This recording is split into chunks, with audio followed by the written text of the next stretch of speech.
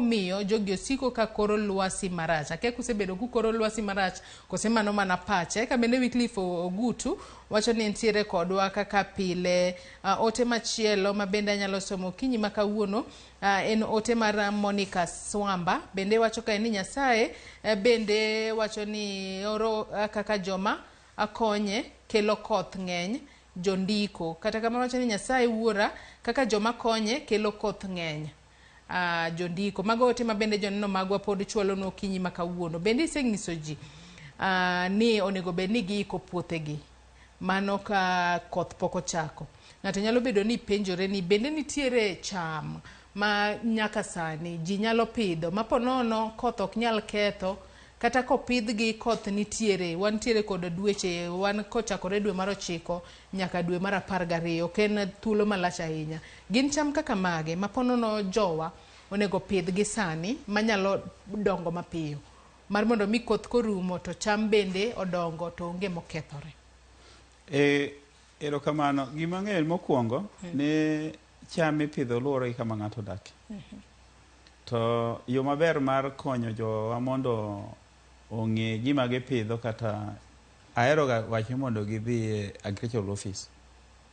To machielo en ni gine jok matimo nonro mar yore mag pith iluongo ni KALRO, Kenya Agricultural and Livestock Research Organization, oseloso gigo man inyalo ng'iyo ong'we yamo ming'e ni ward mantie ni ang'ama nyalo chieke. Gima ng'e manyalo ng'eyo nikech an e environment en ni pok aneno koth moketho yien. Gwenge onge gi yien. Makara yien miwacho mar carbon market ni. Ka chieng' moro pesa obiro akek moda yude e pesa mwagine godo. Akek moda yude e yien waloko bedo pesa. Koro gimokwongo wapidh mokwongo e kuonde mabedo manono wapidh yiende.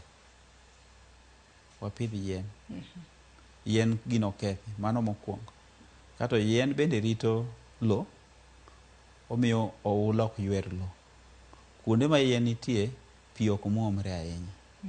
An mane puonj manyalo chiwo nikech kadhi ahinya e lony mar purni, to abiro wacho makosa moko nikech ok alony, kanyo ok alony e ruok.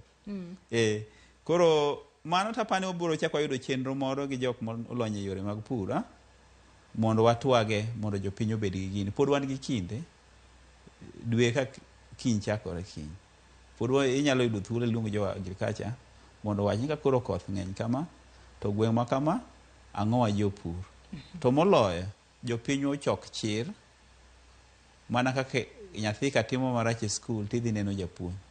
Jopiny ochok chir odhi one jo agriculture mane kor gwenge mondo tim nade omigi rieko, ng'adnegi rieko. Rieko ing'ado gi ng'ama olony. Iwacho kanyo makara ahinya. Moko kuom ote ma bende podi joneno magwa orono kinyi ma kawuono. Ka bende Eric Ogola wacho ni an aseso niang' e lo. Owacho kanyo ni dhi bedo mondisore owada.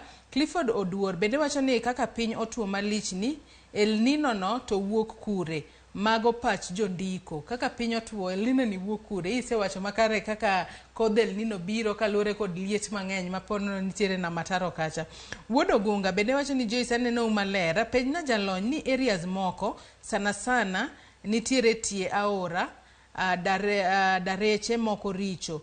En okang' mane ma sirikal oseketo mar konyo jopiny. Kata kamano ang'e ni duoko ma kamano ino kiwuoge bad migawo mar sirikal. Ini koro mana chal mar kor lwasi.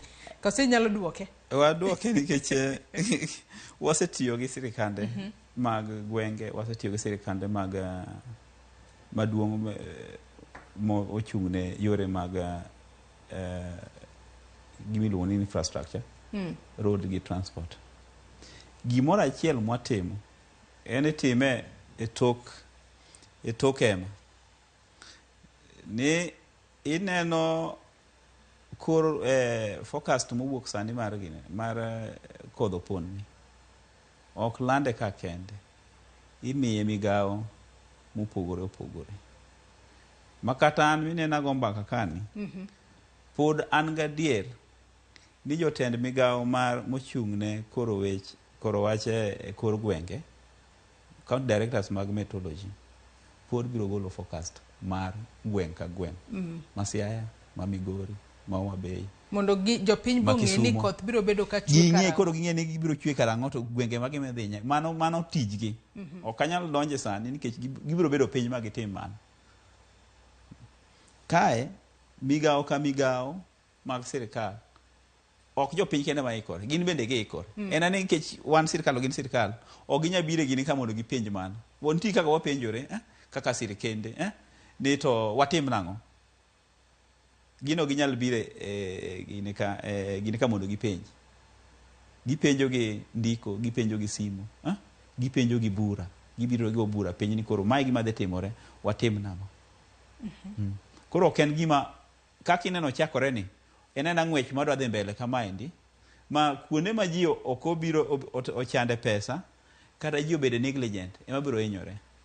To kuonde ma sirikal to gi jopiny owuok oko, mochoko chir, moketo pesa maber, to konyruok dhi bede.